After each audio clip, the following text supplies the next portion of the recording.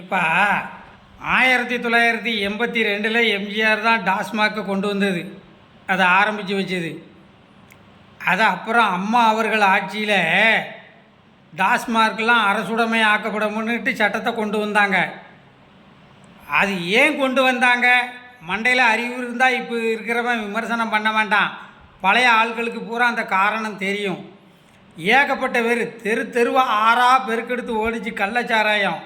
அது மட்டும் இல்லை, அப்புறம் ஒவ்வொரு ஏரியாலையும் அந்த ஒயின் ஷாப்பு ஏலத்துக்கு போகும்போது குண்டர்களை வச்சு அந்த ஏலம் எடுக்கிறவங்களுக்குள்ள சண்டை வந்துட்டு அதில் ஏகப்பட்ட வழக்கு பதிவுகள் குண்டர்களை வச்சு இப்படி ஒன்றா ரெண்டா. அப்புறம் கள்ளச்சாராயத்தை குடிச்சு போட்டு ஏகப்பட்ட ஒயின் ஷாப்பு ஏலம் எடுத்தவனே பிளாக்கில் கள்ளச்சாராயம் விற்கான் கிராமங்களில். ஏன்னா கடை ஒரு ஊருக்கு தான் எடுத்திருப்பான்.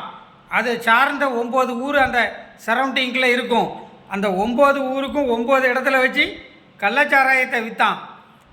அப்போ எல்லா கட்சியும் என்ன செஞ்சாங்க? எல்லா கட்சிக்காரனும் மதுக்கடைகளை அரசாங்கமே நடத்தணும், தனியாருக்கு கொடுக்கக்கூடாது அப்படின்னு போராட்டம் பண்ணினாங்க. வேறு வழியே இல்லாமல் இந்த தவறுகளெல்லாம் தடுத்து நிறுத்தணும்னா சரி மதுக்கடையை அரசாங்கமே நடத்திக்கிடட்டும் அப்படின்னு அந்த அரசு பொறுப்பேற்றதுக்கு பிறகு ஏகப்பட்ட பேர் பாராட்டு தெரிவித்தான். இன்றைக்கி அவ்வளோ பேர் அவங்க கொண்டு வந்தாங்க, இவங்க கொண்டு வந்துவாங்க. இப்படி மாறி மாறி மைனிக்காரி சம்மந்தி மேலே குறை சொல்லுவா, சம்மந்திக்காரி மைனி மேலே குறை சொல்லுவா, அக்கா தங்கச்சி மேலேயும் தங்கச்சி அக்கா மேலேயும் குறை சொல்லிக்கிட்டு இருக்க வேண்டியதான். அதெல்லாம் இல்லை. தவறு யார் நடந்தாலும் தட்டி கேட்கணும் அரசாங்கம், அதை தடுத்து நிறுத்தணும். அதை விட்டு அவங்க இவங்கன்னு காரணம் சொன்னால் நல்லாவா இருக்குது? இது அரசாங்கத்துக்கு அழகா?